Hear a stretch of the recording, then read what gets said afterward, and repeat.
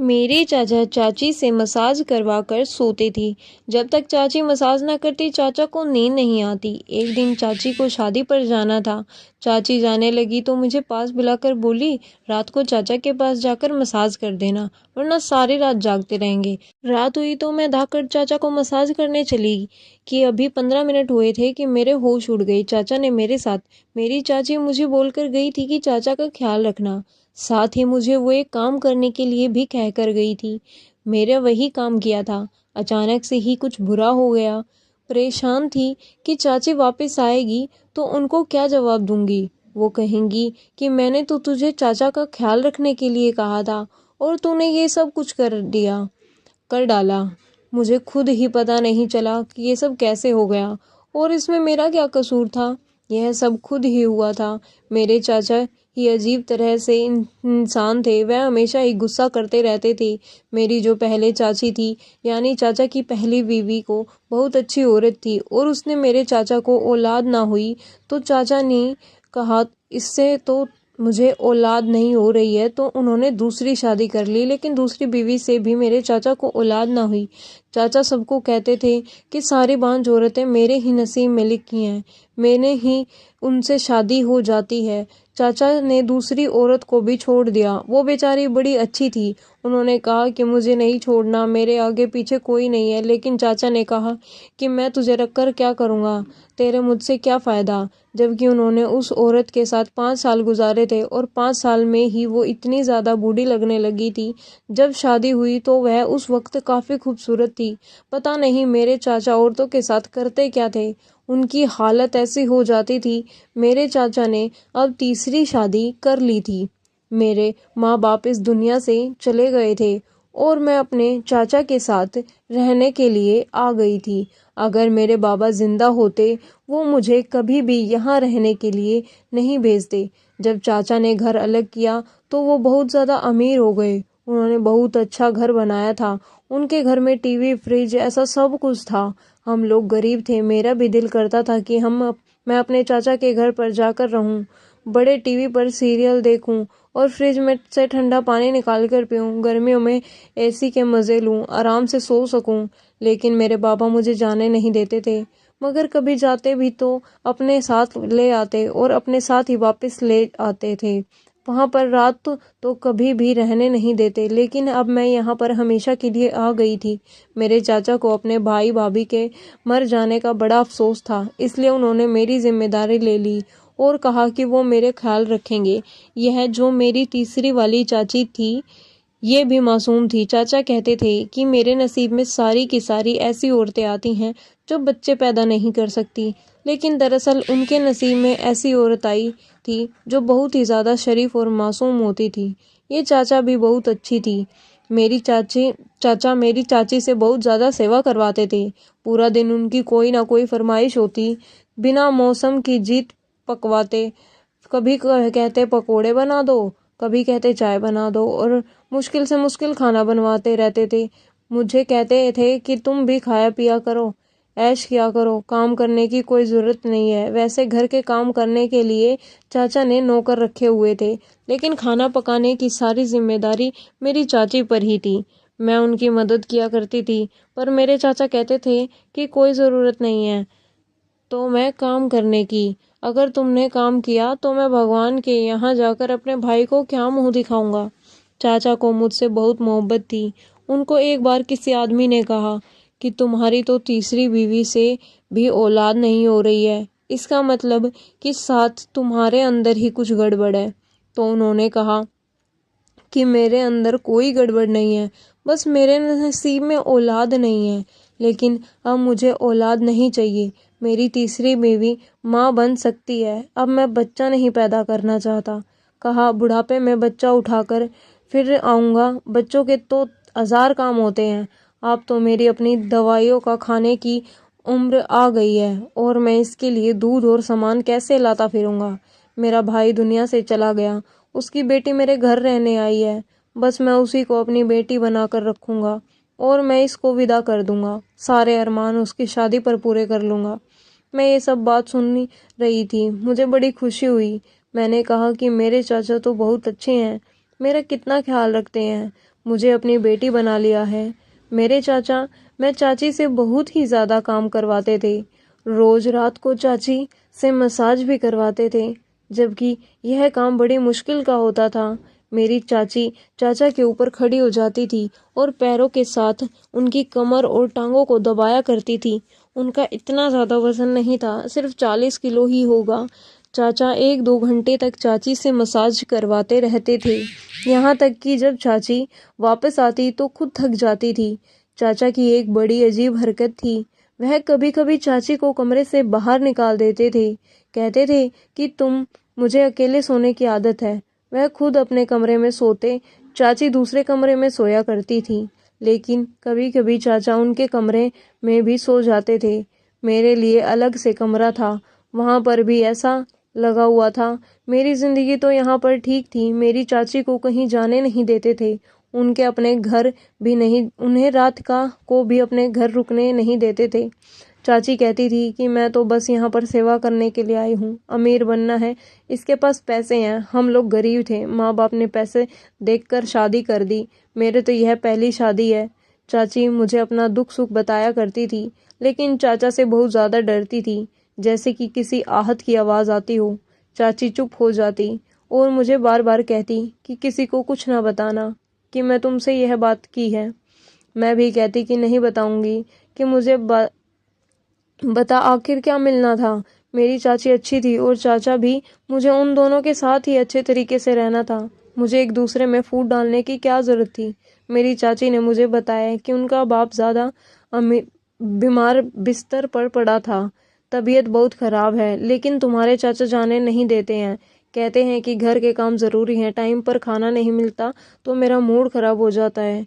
चाची मुझे कहती थी कि औरत गरीब बंदे से शादी कर ली जो कम से कम प्यार करने वाला हो और एहसास करने वाला हो, लेकिन ऐसा आदमी से शादी ना करें जिसके पास पैसे तो हैं लेकिन वो आपका एहसास ही ना करे। मैंने कहा कि औरत आजकल ऐसी नहीं सोचती, वो तो बस कहती है कि बंदा अमीर होना चाहिए, जैसे भी हो।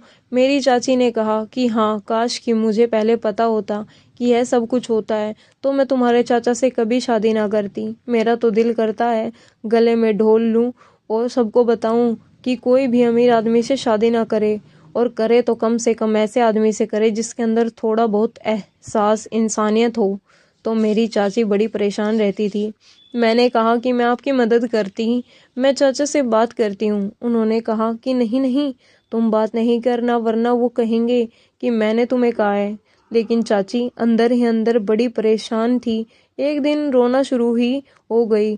चाचा ने कहा कि क्या बात है, क्यों घर में मनुष्य फैली हुई है। मुझे बिल्कुल अच्छा नहीं लगता कि घर की औरत घर में बैठकर रोती रहे। जिस घर में औरत इस तरह बैठकर रोती है और घर में पैसे रूठ जाते हैं। तुम क्या चाहती हो कि मेरी कमाई खराब हो जाए? जब मेरे पास पैसे नहीं होंगे, सबसे पहले तुम ही मुझे छोड़कर जाओगी। मैं चाची ने कहा कि मैं अपने बाप से मिलना चाहती हूँ। पता नहीं कब फोन आ जाए और पता चले कि बाबा दुनिया में नहीं है, आखिरी बार उनसे मिलने भी ना पाऊँ। अगर ऐसा हुआ तो मैं जिंदगी भर आपको कभी माफ़ नहीं करूँगी। मेरे चाचा को रहम आ गया और उन्होंने कहा कि ठीक है, चली जाओ, लेकिन सिर्फ एक रात के लिए। शाम को जाओगी और अगली सुबह वापस आ जाओगी। मेरी चाची तो इस पर ही खुश हो गई। उन्होंने कहा कि ठीक है। मेरे चाचा ने थोड़े पैसे दिए और कहा कि उनके लिए कोई चीज़ भी ले जाना और मेरी तरफ से भी पूछ लेना। चाची ने कहा कि अगर आप भी साथ चलते तो मेरे चाचा ने कहा कि मेरी तीसरी शादी है, पहली नहीं जो मैं ससुराल का मुंह देखूं। मुझे कोई ज़रूरत नहीं है, तुम अच्छी औरत हो, मेरा ख्याल तो करती हो, लेकिन तुम्हारे बहुत नखरे हैं। अगर ज़्यादा नखरे करने हैं तो वहीं पर बैठ जाना, मैं तुम्हें तलाक के पेपर भेज दूंगा। मेरी चाची तो डर गई। मैं चाचा का रवैया देख रही थी, कितना गलत रवैया था। चाची ने उनके साथ हमेशा अच्छा किया, लेकिन चाचा ने आज उनको ऐसी बात कह दी थी।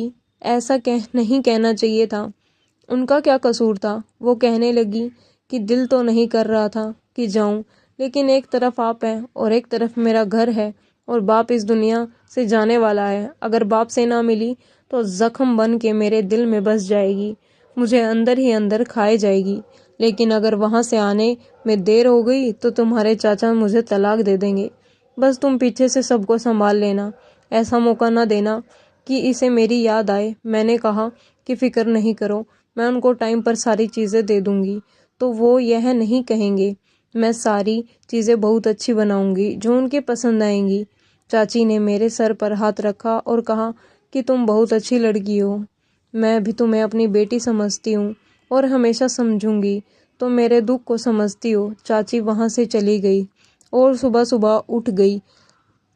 पहले मैंने चाचा को नाश्ता बना कर दिया, उसके बाद खाना बनाया, शाम को चाय के साथ भी कॉफ़ी, सारी चीज़ें बनाई, लेकिन वो बिल्कुल भी खुश ना हुए। उन्होंने कुछ नोट भी नहीं किया, यह भी नहीं कहा कि बहुत अच्छा बनाया है। वैसे तो वो मुझसे इतना प्यार करते थे, लेकिन इस मामले में उनकी ज़ुबान से एक बार भी नहीं निकला, क्योंकि शायद उनको औरतों की तारीफ़ करने की आदत नहीं थी। नहीं तो मेरी चाची भी बहुत अच्छा खाना बनाती थी, लेकिन उन्होंने कभी तारीफ़ के दो बोल नहीं बोले थे, बल्कि हमेशा ऐसे ही कहते थे कि इससे भी अच्छा बन जाता है अगर तुम थोड़ी मेहनत कर लेती। तो रात हुई तो चाचा ने मुझे आवाज़ दी। मेरी चाची ने मुझे कहा था कि मसाज के बगैर तुम्हारे चाचा को नींद नहीं आती, आज ये काम तुम कर लेना। मैंने कहा कि ठीक है, मैं कर दूंगी। उन्होंने मुझे आवाज़ आते ही मैं भी कमरे में चली गई। उन्होंने कहा कि मैं मालिश करवाता हूँ तो मुझे नींद आती है। तुम्हारी चाची चली गई है, नहीं तो ये काम तो उसका का था। मैंने कहा कि कोई बात नहीं, वो तो सुबह आएगी, मैं कर देती हूँ। उन्होंने कहा कि ठीक है। मैं चाचा की मसाज करने लगी। मेरे चाचा ने कहा था कि वे 2-2 घंटे तक मसाज करवाते हैं, इसलिए मुझे पता था कि मेरी जल्दी छुट्टी नहीं होने वाली। बस मैं चाचा को मैं मसाज करने लगी, लेकिन अभी 20 मिनट ही गुजरे थे कि चाचा की आवाज़ ही नहीं आई, जबकि इससे पहले वो किसी चैनल पर खबर सुन रहे थे, साथ साथ मुझसे बात भी कर रहे थे। मुझे लगा कि सो गए हैं। मैंने सोचा कि अगर सो गए हैं तो फिर मैं वापस अपने कमरे में चली जाती हूँ। मैं कमरे में चली गई। मेरी छुट्टी हो गई। 20 मिनट में ही मेरी जान छूट गई। लगता है मैंने बहुत अच्छे से मसाज किया है, तभी उनको नींद आ गई।